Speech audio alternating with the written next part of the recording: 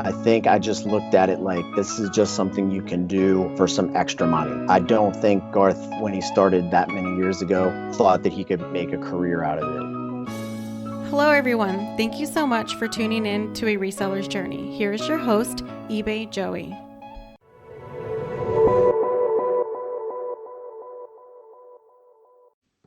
Welcome to the show. I am your host, eBay Joey. Today's guest is up and coming in the reselling game. He has over 1,500 feedbacks on his eBay store. On his Instagram, you can see his finds from vintage to new. His finds have appeared on Hustler Hack's live show. He goes by the name Still Kicking Sports, but his brother-in-law calls him Garth. Welcome, and thank you for being on the show. Thanks, Joe. It's good to be here. Thanks for having me. Yeah, definitely excited, man. I know it's been a long time in the works with the Yeah. scheduling, so I'm glad we're able to make it happen. Yeah, kids will do that to you. Lives will do that to you. And we were at a wedding and a bunch of other stuff. So I appreciate you being flexible with me. Oh, definitely, man. So, how'd you come up with your name? Uh, we were, when I first started out and I was trying to brand everything, I was doing a lot of sporting goods. I still do a lot of in sporting goods. And I was trying to come up with something that kind of hinted that not all equipment is unusable. There's in sporting goods and sports equipment, there's a lot of people who think like a bat is only good for 1 year. When that bat maybe is only good for your son for that year, but somebody else can use it down the road. So I was trying to find something that would play into the reuse of something. And I thought of, when someone's not quite dead yet, someone might say they're still kicking. And that's how we put the still kicking at sports on, because originally I was just doing, like I said, sporting goods, a little bit in shoes and stuff that I was getting at thrift stores, jerseys and apparel. I was really just focused on that stuff. A little of which you can see behind me. So, well, that's more shoes now, but yeah, that's how we kind of came up with the name and started doing some branding around that. And now what we've kind of done is taken the still kicking part and we just changed the last one. So our retail spot is called Still Kicking Vintage. Our online presence for the most part is Still Kicking Sports. But you may see us transition more into the Still Kicking Vintage. And now we're going to do a third one, which we're going to call Still Kicking Kicks, which is going to be a lot of the sneaker stuff that we do. Oh, that's cool, man. You talked about the branding aspect, and I know some people on the people on the podcast, they won't be able to see it, but your logo, was that part of the branding experience as well? Yeah, I mean, we wanted, when I say we, I use we because I feel, a lot of this stuff, I'm a one person operation. We all are really one person operations. We don't have marketing departments and things like that. So you end up bouncing ideas off of friends or family, which is why I kind of use we when I talk about it. I was just looking for something. We were just looking for something that portrayed that sports image. And I liked how the soccer teams in Europe really have that crest on their jerseys, that they kind of play for that crest. So I wanted something that had that kind of shield-like feel to it. So we did that, and on top of it, we wanted that image of kick. So we used a soccer player, and I used a graphic designer I found online. It was actually not that expensive. There's some really great tools that you can use online to find somebody like that. And yeah, we've been using the logo ever since. Might be time to tweak it a little bit, maybe update it a little bit. But yeah, we've been really happy with it so far. Yeah, I agree. I just came up with the logo myself, and I feel like you were saying earlier, the branding aspect, I think it separates you from a lot of resellers that are maybe not so serious in their craft, but you never know where this venture can lead into. Right now you're starting with eBay and you're doing vintage items, but now you're saying, now we're going to focus on kicks. We have a boutique, we have a retail store. So I think that's awesome. I think a lot of resellers out there, might want to consider maybe coming up with a nice logo and see what happens. Yeah, I mean, there's tools you can even design them yourself if you've got you don't even have to have like a graphic design background or something like that. A lot of them are kind of just cut and paste applications that you can use on from your phone. And I think if nothing else, it puts that image in someone's head when especially if you're posting on Instagram, that's the first thing that I always see is somebody, that little logo in the circle, not necessarily what your username is. I see that sign, I'm like, oh, that's so and so. So if it's Hmm. a little bit distinctive, you can kind of tell that right away, and it makes you stop and see what that person's got. Yeah, definitely. So where are you based out of? I'm based out of York, Pennsylvania, which is in we call it South Central Pennsylvania. But the great thing about my area, we're not a huge town in York, but we're geographically located. I'm an hour from Baltimore. I'm 2 hours from DC. I'm 2 hours from Philly. I'm about a 45-minute drive from our state capital in Harrisburg. And there's some other towns around there that you can get to rather quickly, Lancaster, and it's only 3.5 hours for me to even get to Pittsburgh. So um, there's a lot of opportunities to source in those towns. Yes, it makes for travel, but as I think we've all kind of discovered, you got to go where things might be hot sometimes. Hmm. You've got to be able to, not to say you can't do it in your area, because you can. You just, if you want to have that growth opportunity, chances are you're going to have to expand the number of outlets that you're hitting and you're sourcing. Yeah, so you're talking about all these big cities that are around you. You're sourcing. How much are you sourcing close to home, and then how much are you also sourcing outside of home? I would say on a percentage basis, I've got, between thrift stores and the discounters and things like that, I've got 8 that are right in my town, 10-mile radius. I probably hit those 3 to 4 times a week right now, Okay. because they're not turning over merchandise as fast as I think some of the other larger cities are. I had a stretch a couple weeks ago where I was literally walking into all my discounters and I was just seeing the same stuff. So at that point, I'm kind of saying to myself, well, if this is the way it's going to be, they're just holding stuff back or they haven't gotten stuff in. Why don't I focus on going somewhere else? Maybe I should be hitting the thrift store instead. Maybe I should be doing Mm. X, Y, and Z. So it's that time allocation, that if you're just, I don't want to just hit my head against the wall. If things are running dry, I got to go find some place that's not. Yeah, man. Is there? I mean, the good thing is that you're not afraid to do something that's different. You know, if it's not working, you're gonna go outside and try something else. But if it's working, obviously you want to keep it going. Yeah. Now, with that being said, how many are you sourcing at Ross, Burlington, Marshalls, Nike Outlet? What's your mix of stores that you're hitting up? All of the above. I mean, I've got 2 Ross and Burlingtons in town. I've got 1 Marshalls. We've got a Nike outlet in Lancaster, which is only about a half hour away. There's actually an Adidas outlet out there, which I go to every once in a while.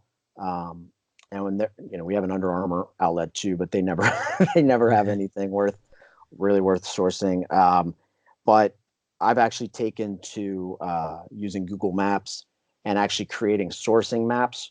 So what Okay. I've done, what you can do on Google Maps is you can create a database of all the stores. You enter all the data, and then you upload that database to Google Maps, and it'll actually create a pin drop map of all those Mm. locations.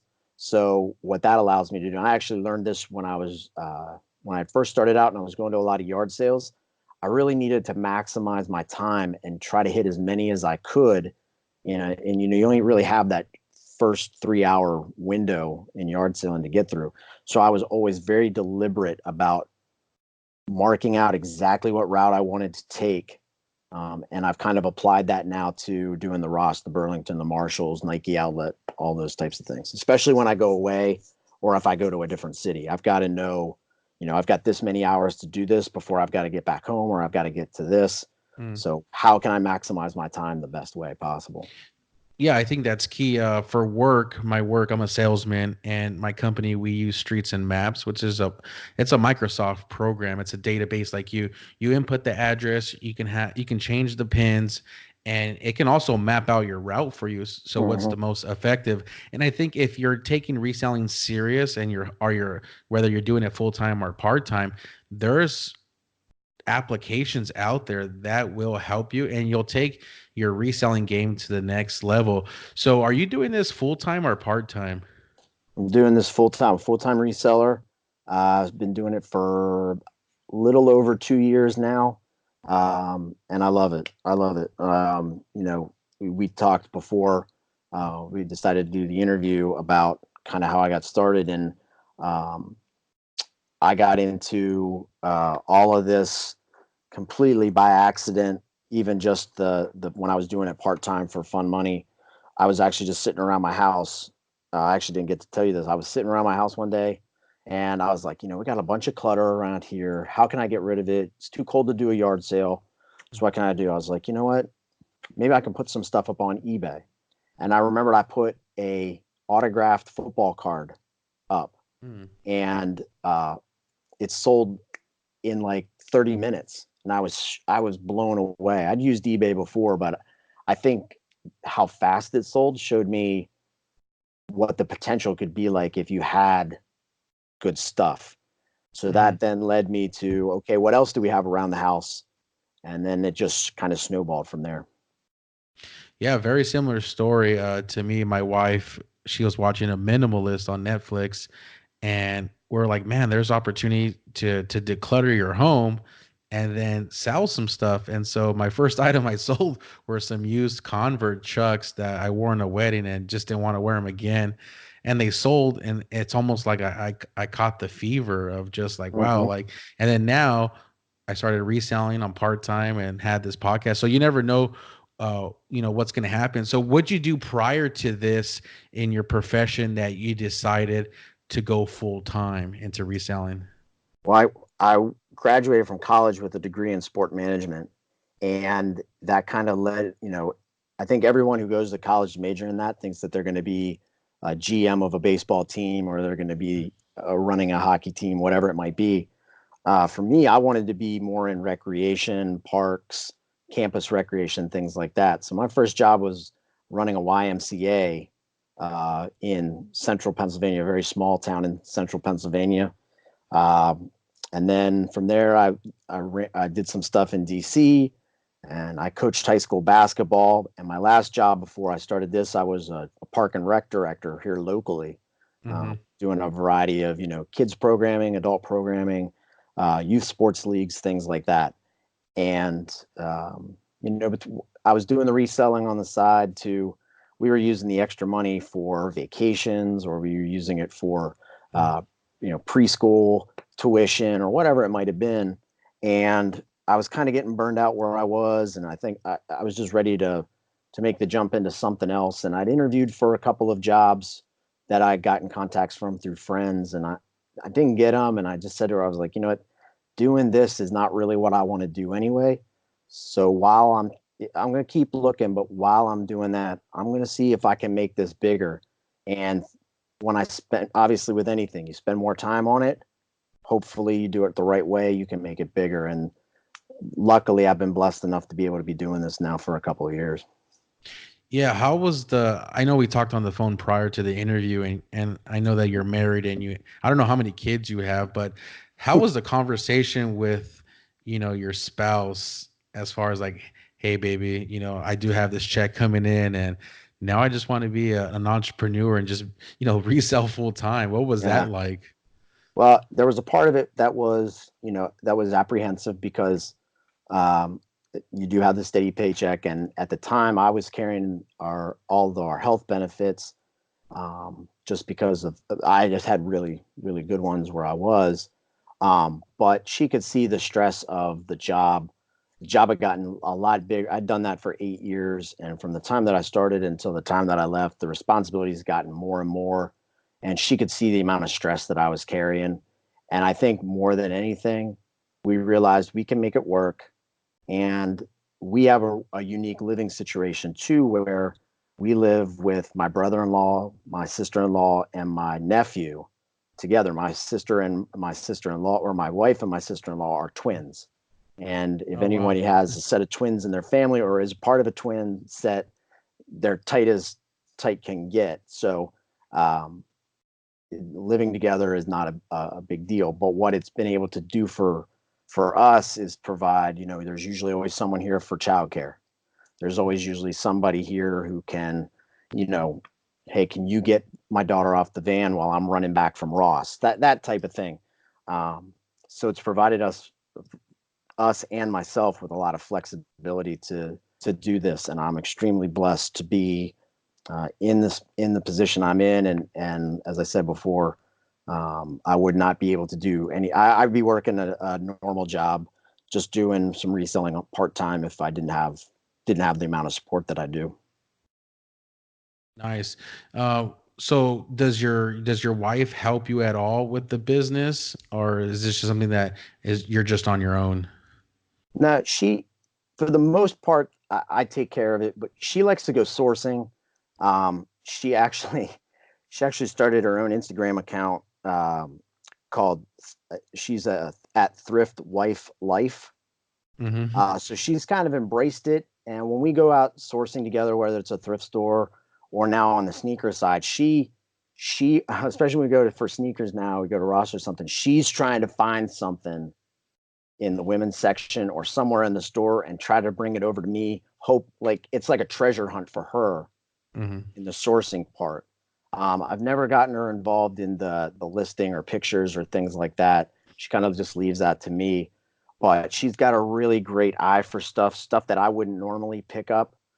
She looks at and says like, especially from a woman's perspective, because I know for myself, there's a lot of times I go through the women's shoe department and I'm looking for, I'm looking at Air Max 95s and I only recognize them because they look basically like the guys Air Max 95s look. Hmm. Or she sees something, she goes, this might be worth something. I think you should look it up. Or she recognizes a label or a brand that I have no familiarity with. So it's nice to have her there.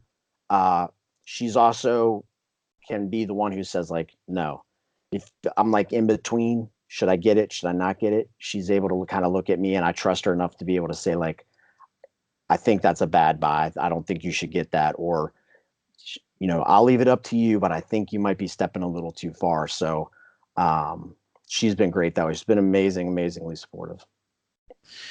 Yeah, no, that's awesome. I think in a relationship, I mean, the more that the other half buys in, it makes the journey easier, as I would say. And I know maybe there's people out there that are listening that you know their spouse doesn't work or their significant other doesn't work, but they want to contribute. And I've been having conversations with my wife lately. She's like, well, I watch the kids and you go to work, but I want to help out in a monetary aspect. And I said, hey, why don't you just go to one of these stores, Ross, Burlington, Marshalls, and try to find something in the women's section that I'm not very knowledgeable about, and just kind of start there with $100 and see where it takes us. Yeah. So, I mean, you just never know unless you try. Yeah, I've said that to people too that have been like, I'm not making a ton of money where I'm working, or, um, they're saying like, oh, things are going really well for us, but, I'm afraid things are going to start getting expensive because, my kid's going to be starting this private school or whatever it might be. I always say to them, like, look, what I do, even though I do it on a full time level, you can do it on a 10-hour a week level. Going and buying a couple of pair of sneakers at Ross or Burlington or whatever, putting them up online. If you find the right ones, you're knowledgeable enough, or you can always ask me for help, or I can ask other people what they think. Like you can make, 100 extra bucks a week or whatever it might be. And for a lot of people, 100 bucks goes really far. It goes really far for me. So, reselling is everybody can do it. Uh, if you're willing to listen and you're willing to be patient and not thinking that you're going to find that pair of Swarovski Crystal Vapor Maxes the first time you walk into a Ross or a Burlington. Yeah, it does take time, man. I've been reselling since January, February, and it's like you said, the more time and effort you put into it, you grow and you learn. And you're all gonna make everybody's gonna make bad buys. That's just part of the business, but it is what it is. So, what Mhm. platforms are you currently selling on? So my primary platform is eBay. But in the last year, as I've been trying to find more outlets to sell on, trying to decide if I wanted to do something with like a website or if I wanted to have my own website, uh, I've discovered some great other platforms. I use Poshmark and Mercari. I use Goat, and I use StockX. Those are my five primary ones. I have used Facebook Marketplace in the past. I've used OfferUp in the past. I don't use those as much, especially for sneakers, because I think especially Facebook Marketplace is just flooded with people trying to sell sneakers, new, used, fake. So I just try to stay off of that unless it's something, I think Facebook Marketplace is great if you're trying to sell something like an old iPhone or something that's more tangible, something that you can hold in your hand. Um, I used to sell or buy storage units and flip the contents, and Facebook Marketplace was great for selling the contents of storage units. So I think hard goods like that are really good on there. Soft goods, T-shirts, that kind of thing, maybe not so much, at least in my perspective. But yeah, Yeah, I agree. the five that mentioned before, those are my primary ones. Yeah, I agree. I like, especially my wife and I, we do like Facebook Marketplace or OfferUp for big items like, a buffet table you want to get rid of, or Yep. maybe like some baby clothes that, you just don't want to take pictures of and list them. So I think every platform does have its, perks as far as what it's tailored to whatever the reseller wants. Mhm. But which one's your favorite? Oh, that's a tough question. Um, I like I'll break it down two ways. From an overall perspective, um, I would probably say eBay because you have the ability to sell basically anything, and basically in any condition. I think, eBay. I think that I heard somewhere that the first thing ever sold on eBay was a broken laser pointer. That's So, true. so something broken uh, that really, was probably for parts or whatever. That was the first thing sold on there. So I think the ability to sell anything on there within reason is makes probably my favorite. For sneakers, which was how I met you and a bunch of other guys. Right now, it's been Goat, and I like Goat kind of for the same reason. I can sell it new in the box, or I can sell it used in good condition on there. Um, and I love going to places like Plato's Closet or Uptown Cheapskate and finding and using those places to source for used sneakers because it's amazing sometimes what you can find in there. Um, Again, we go back to somebody who wants to do it part time. If you got two Plato's Closets in your town, you can make $100 pretty easily on a couple pairs of sneakers. Yeah, I've been reluctant to kind of go the used route or the thrift route, and I've always been, just focused on I'm only going to sell stuff from a retail store, new items. But since I started this podcast, everybody that I'm interviewing is like, there's opportunity in the thrift store, the Uptown Cheapskate, the Plato's Closets, and you don't really have to spend that much if you don't want to, and you don't have to take that much of a risk. So someone that's listening, that's like, hey, there's a Goodwill in my area, I want to get, started. I Mhm. would say start off small on that level, and then also if you have items in your house, don't be afraid to sell something that's already worn or used, because there's someone out there that Mhm. maybe they only want it for one time use, and so you never know what could happen. Yeah, I keep on my spreadsheet. I'm a spreadsheet addict. So I keep spreadsheets for everything, and on my sneaker spreadsheet, one of my tabs is a top 10 list of the most return or the highest amount I've made on a pair of sneakers. And of those 10, two of them are ones that I found from Plato's Closet. And at this Okay. point, those are sneakers 70 that I've made $70 or more off of. And I found two of them at a Plato's Closet. And I've got two right now. I got a pair of Jordan 1 Hall of Fames and a pair of Kobe, I think they're called Sunsets, that I found there. I got them for probably, I think, $40 each. And they're each well over $100, even in used condition. So uh, I, I'd, I, I would definitely check those places out if you want to go that route. There's nothing wrong with just doing Ross Burlington, Marshalls, Nike Outlet, because you can definitely find some great stuff there. Um, but for me, I look at it like, I got going down that road because I was watching Hustler Hacks and Know It to Flip It on YouTube and seeing the success that they were having. So Joey, you got to step up. You got to become part of that Plato's Closet mafioso, man. Come on, join us in the mafioso.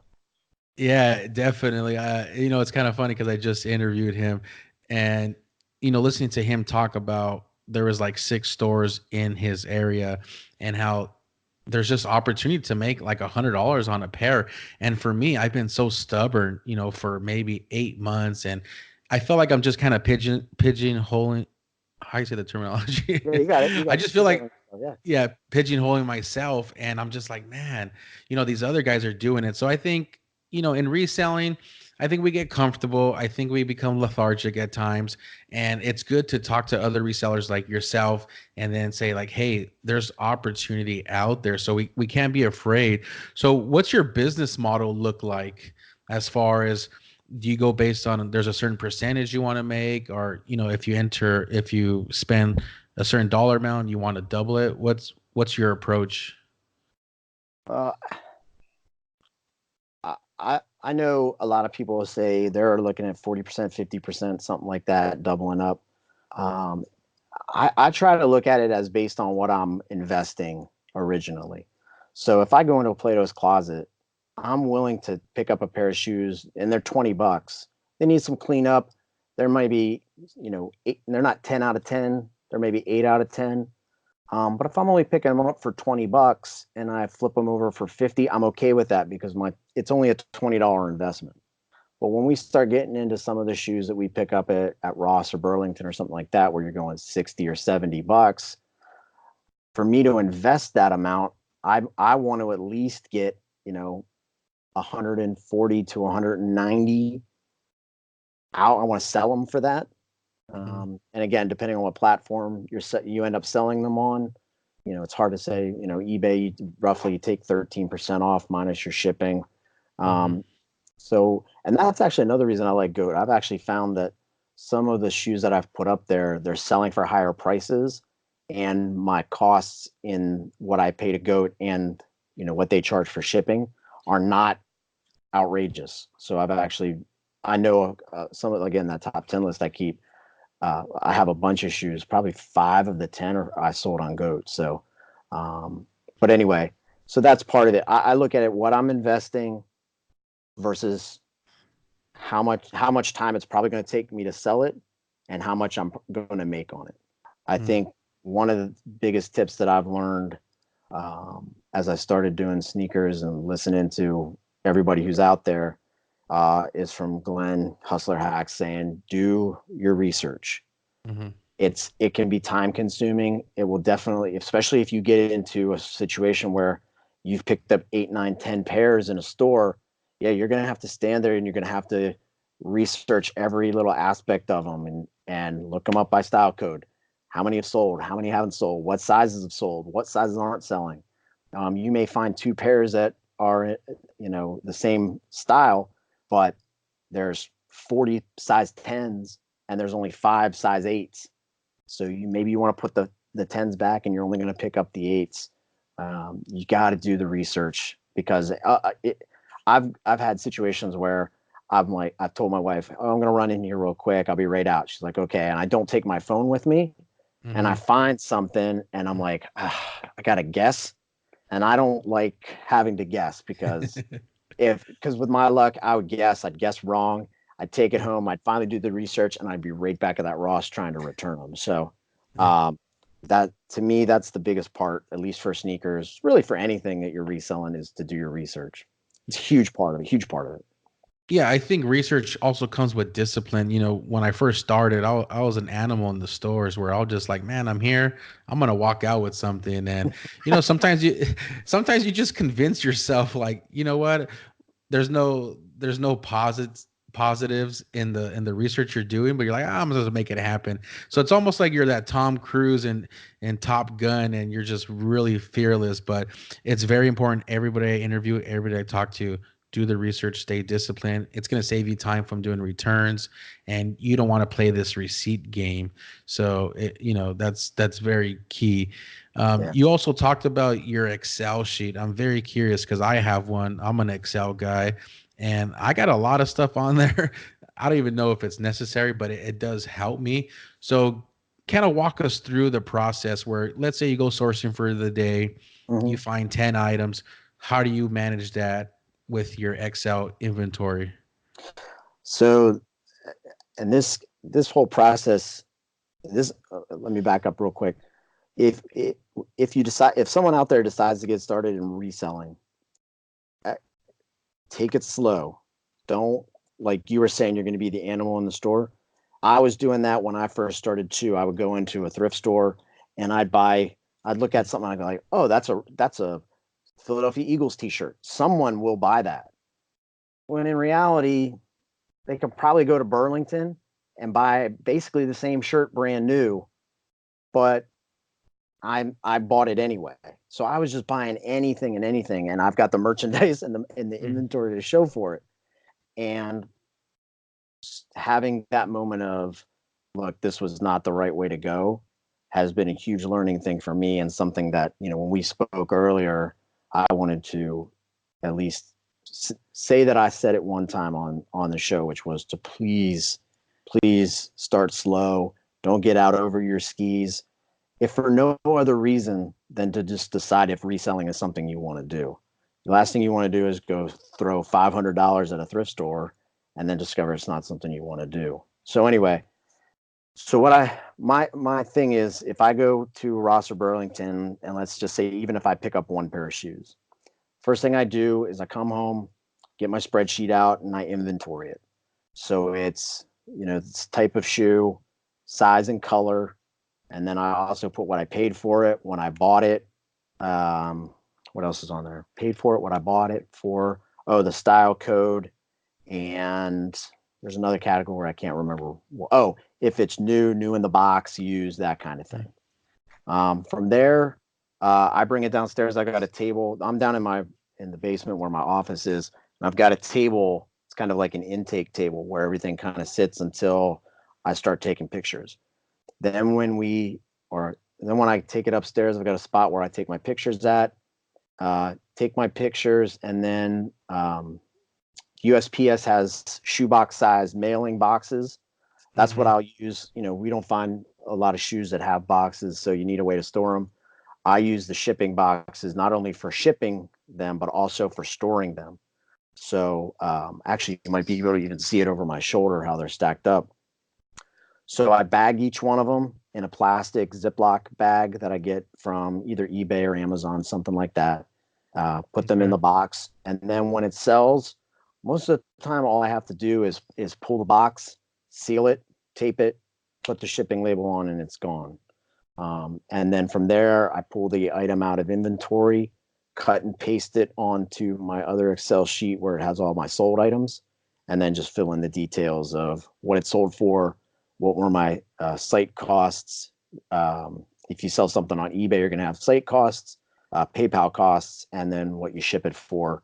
Goat, StockX, places like that, you don't have to worry about the PayPal costs. But and then from there, that gives me, after you add all your formulas in and everything else like that, it'll give you what your bottom line on the sneakers was. And then I also keep track of, in a smaller grouping down below that in my sold side, I keep track of what I have sold, what my net sales were per month, because I haven't been at the sneaker part very long. So I want to get that historical data of, okay, last year, June and July were a little slower. It picked up here.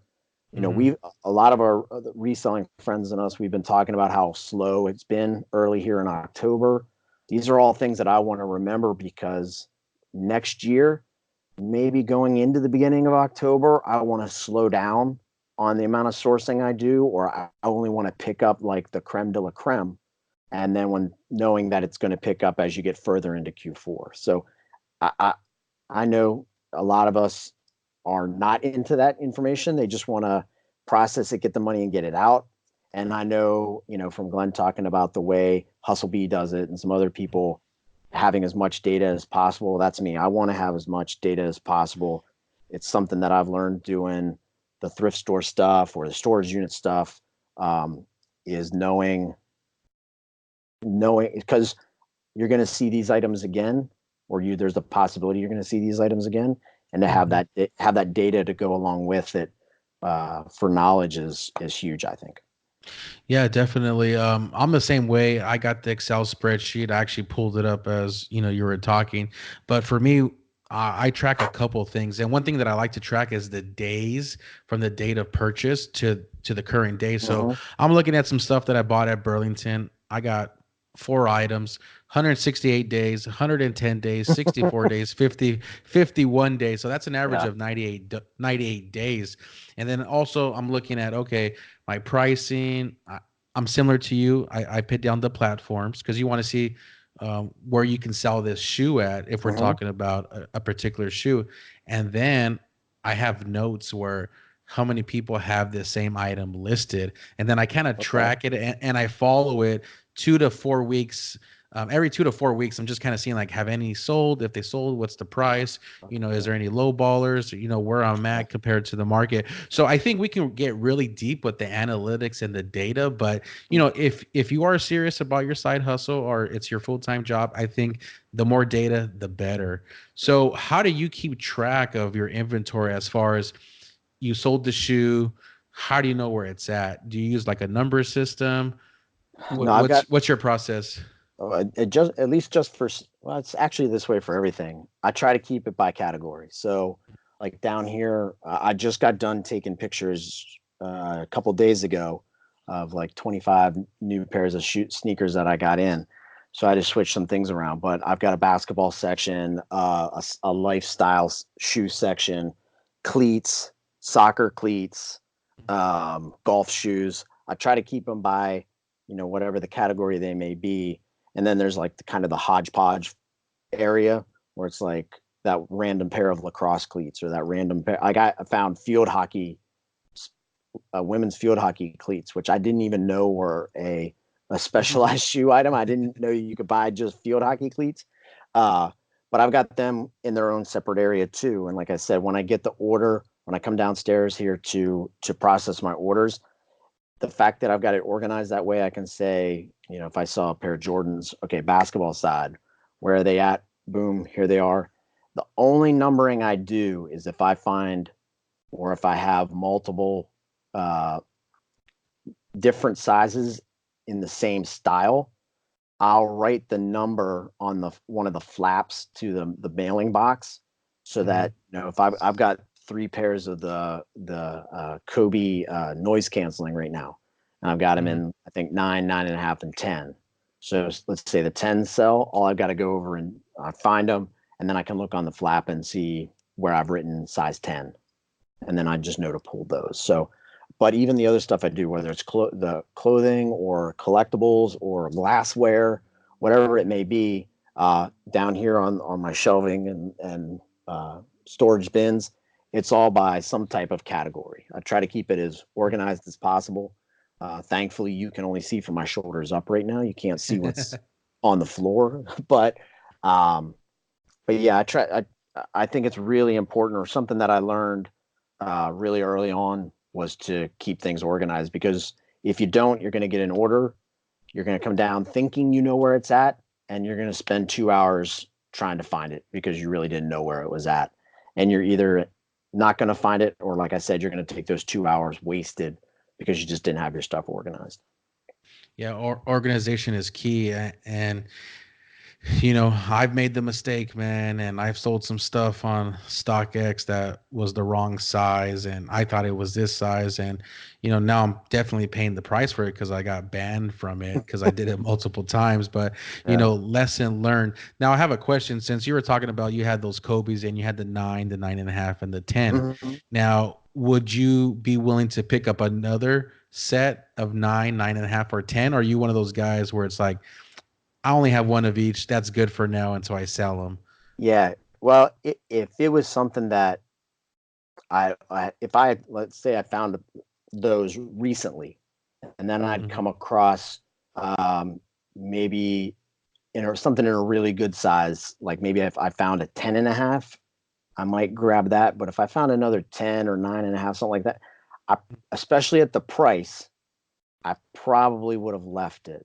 That actually happened to me um, earlier this week. I found a pair of I can't remember what they were, but I knew I already had them at home and I'd had them for a little while. So I was like, you know what? Before I go investing in another pair of these, I got to figure out if the pair I already have isn't selling because people don't want it, or people don't want it because I've got it priced too high. I've got to do more research on my side to know if it's worth trying to pick this one up. Yeah, I think that's smart. And I've heard resellers talk about that dilemma where they're not too sure.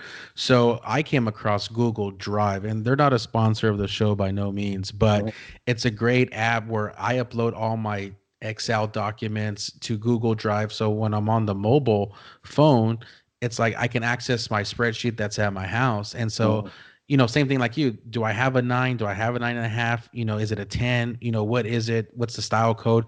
And so that's been a great tool for me and a great help because it minimizes your mistakes. And I think mhm. the more you do this, you want to minimize the risk, and you want to maximize the rest of the opportunities. Absolutely. Um, yeah, what really interests me about you, Garth, about bringing you on the show is that you have a store within a retail store.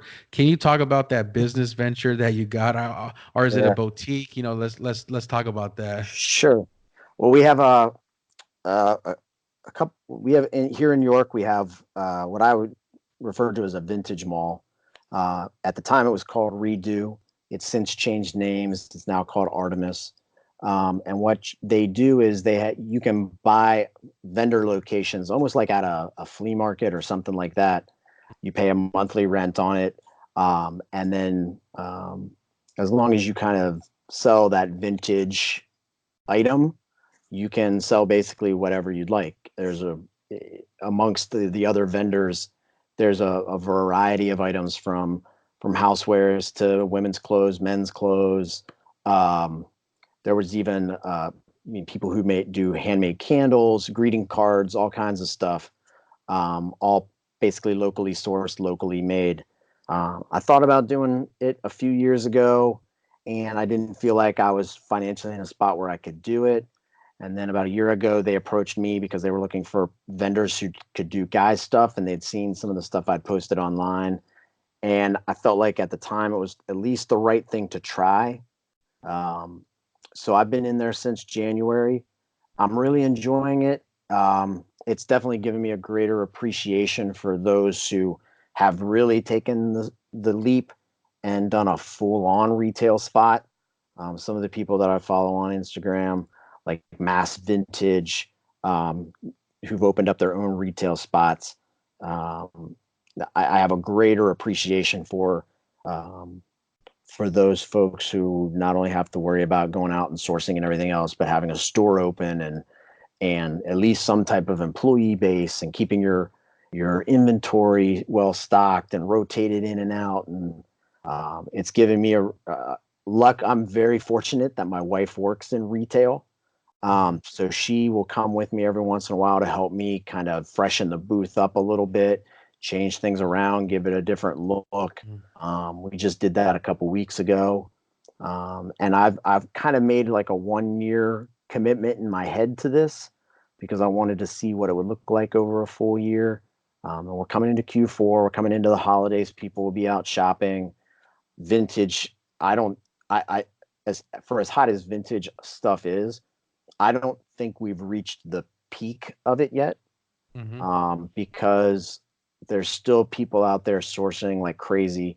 There's still people finding amazing stuff, amazingly hard stuff to find that people still want. There's definitely that environment of uh, Gen X's, millennials.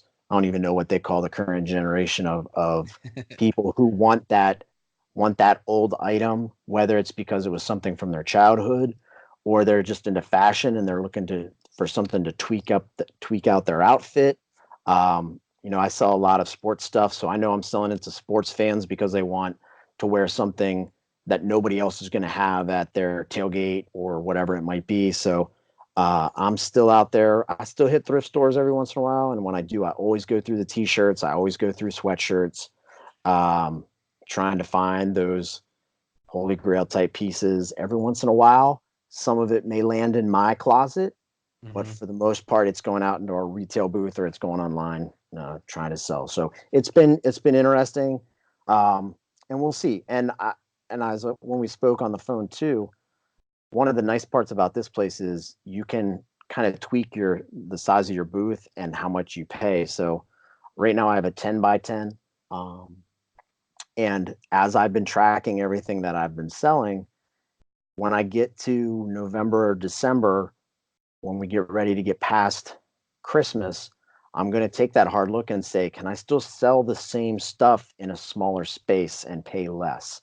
Hmm. If I'm just selling, the t-shirts, some sweatshirts, maybe some bumper stickers and little things like that, can I do all that in a 5 by 10? Can I do it in a 5 by 5? Like, can I fit in a smaller space and save a little bit more money? So we're getting close to that. But because I kept all that data, because I'm treating it serious, it's my business, it's my livelihood. I'll have that data to be able to fall back on and say, like, look, I don't need to have all this stuff down there. It's not selling.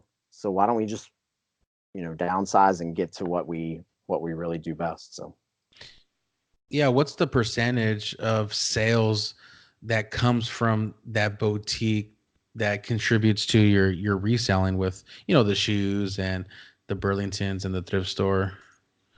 well, again, because I got into it post holidays, I'm not making a ton of money down there. Mm, Um, it's more, I, I'm doing, like I said, I've invested the year because I want to see if what I make in Q4 makes up for what I haven't made in previous months. I've never lost mm, money in any of the months that I've been down there, which to me at least indicates that we're getting a little bit of foot traffic through.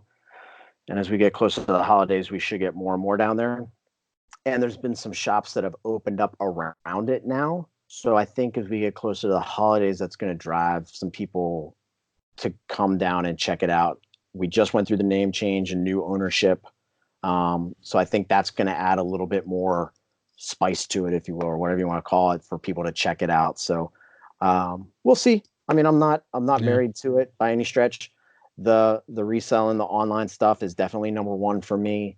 And since I've gotten into the sneakers, that's provided me a nice, fairly level base of income to kind of know I'm going to be able to, I don't want to say count on, but there's going to Hmm. be an income level there for me to kind of treat as my base and then work on building everything up around it, which is something I was really looking for because a lot of the avenues that I was working in could really fluctuate pretty dramatically. And I didn't get a chance to tell you about this, but we also have a sporting goods consignment store here in York that opened Okay. up a couple years ago. So uh, when I started doing sporting goods, I actually went and checked it out. So as I find stuff at yard sales or whatever, I take it up to them and we split everything 50-50. So if I find a really nice baseball bat or a set of skis or something like that I've maybe picked up, set of skis I picked up for $10 at a yard sale. If I sell them for 100 up there, they get 50 because they're housing it and doing all the Hmm. labor and everything else, and I get 50. So Yeah, that's that's out really well for me too. And that's a very unique situation. I don't, other than play it against sports, if you even have one of those anymore, there aren't many situations like it. So that's been nice too. But again, it hasn't been that steady base of income like sneakers has been for me. Yeah, it sounds like some people do drop shipping, and it seems like this consignment deal that you have, you're not afraid to try different things and to generate revenue. Where you got to just try it. They always say, Michael Jordan always said, like, you miss all the shots you don't take. And I think anything in life, you got to at least try. And if you're going to fail, hey, if you fail, it is what it is. You just got to continue to move on. And, I was going to tell you when you were talking about you're not married to your booth that you have. I remember my professor told me this in my finance class, and it stuck with me for my whole, entire life. But he said that his grandfather told him the hardest thing in business is knowing when to walk away. And Yeah. and it's so true. I'm a salesman, and if I come across a customer that is just not easy to get along with, or I'm getting some bad vibes, I just walk away. And sometimes you're not going to get that sale and it's going to hurt, but you saved yourself from a lot of problems. And I think even when you buy a shoe, maybe it's flooded, maybe you don't have the capital, Yeah. don't be afraid to walk away. It's not the end of the world. There's another store and there's another opportunity. Yeah. Um, That I think yeah. I'm sorry to interrupt. I think No, no, you're good. that is tremendous advice. I think that's something I picked up when I was, working my normal jobs, if you will, is there is definitely that time and place where you have to walk away from, whether it's a problem person, a bad situation, something that I used to have a rule, because one of the things I used to run were summer camps. And I used to tell my staff, if something doesn't seem right, it probably isn't. Hmm. So if something doesn't seem right to you, like somebody's, hanging out that shouldn't be, or just something doesn't seem right, trust your gut. There's a great book by Malcolm Gladwell called Blink, about kind of thinking in an instant, making a decision quickly, and how normally if you trust your gut, you're going to make the right decision. It's a really great. I'm not a huge reader, but it's a fascinating book, and it's something that I already felt like I was doing, but I've learned through that and just experiences of life to really trust my instincts.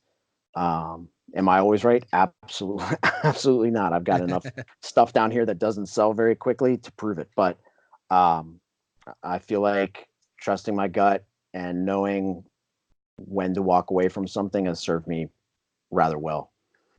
Yeah, I was going to mention that, there's scientific proof that trusting your gut does work, and it's accurate. There's just something about the body that recognize whether it's fear or, whether it's positive, when to accelerate, when to decelerate. I mean, even when you're driving, right? I mean, Yeah. gut instinct. I mean, it is what it is.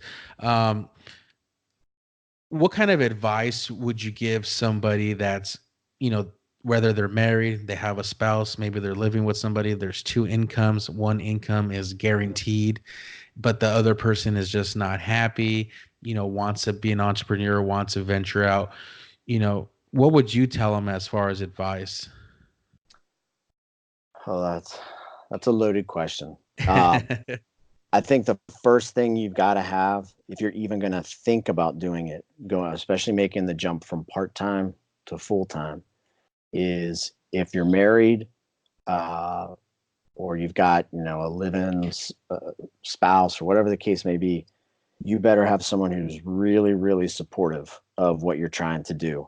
If you don't have that support, um, it can be difficult to make things work, especially that first 6 months, because it's not easy. You're still going through the learning process. You're sitting there going from, okay, I was really great at making $500 a month, but $500 a month is a lot less than what I was making at my old job. So you need a while to get going, and I would definitely not make the leap until you feel like you can make enough income through whatever sources it is that you're going to do to, maybe you are going to take a financial hit, but you guys will still be okay, whether that's from her, your spouse's income, or from what you anticipate making from reselling.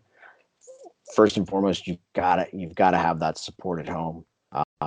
I'm, like I said before, I'm extremely blessed in that not only does my wife and my kids, who are still a little too young to understand what daddy does, Mhm. like, because I keep dragging them through Ross's and Marshalls, and they just go like, "Why are we in here again?" They're only 7 and 3, so they don't really quite understand it. My youngest has just started preschool, but she used to go with me because I was childcare, and I was watching her all the time, and kind of planning sourcing trips around her nap times and all that kind of stuff. Uh, so they've all been great, but also my brother-in-law, sister-in-law, my nephew that live with us. We all live together because it works out so well. We bought a bigger house. It's allowed me to run the business out of the basement, have more inventory, and be able to do this full time. So first and foremost, you've got to have that support. and I'd say my second piece of advice, and I mentioned it before, and other people have mentioned it on your show. Um, if you're thinking about getting into reselling in general, full time, part time, is to just take your time, go slow. Don't think you're going to reinvent the wheel. Um, it, I don't want I haven't I don't want to say I have blown money on bad purchases, but I think if I had taken a little bit more time, a little bit more thought process, done a little bit more learning and research when I first got started, uh, even doing it part time, I would have saved myself from a lot of bad buys and stuff that probably I shouldn't have picked up. So those would be my two biggest pieces of advice, if for someone who's trying to do it full time or even at all. Well said. Thank you. I think there's someone out there that's listening that will definitely relate to this. Where can people find you on social media? So I'm on Instagram at Still Kicking Sports. Glenn, if you're listening, it's Still Kicking Sports. He likes to call me Still Kicking It Sports on the live show. Um, I also have a Facebook page, Still Kicking Sports. Twitter account still is some form or fashion of Still Kicking Sports. Right now, the best way to find me is through Instagram. You can also email me at stillkickingsports at gmail.com if you have questions or anything else. I'm more than happy to help. I think one of the great things that I've learned, especially over the last year, about the reselling community is that um, while we're all competing against each other, it's not like Lakers and Celtics. We're not at each other's throat. For the most part, everybody wants everybody to succeed. If anything, it's not jealousy. It's, wow, I wish I was the guy who found that. I wish I Absolutely. was the guy who found it, but I'm happy that you did. So again, you have any questions, you can hit me up on stillkickingsports at gmail.com or on Instagram at stillkickingsports. Awesome. Last question. What Yeah. kind of advice would you give yourself 3 to 5 years? You can go longer than that, whether it's reselling or just in your personal life. 3 to 5 years in the future or in the past? Whatever you want to do, my brother. In the to Garth in the past, I probably would have told him to trust his gut a little bit more about how he felt about reselling. I think I just looked at it like this is just something you can do for some extra money.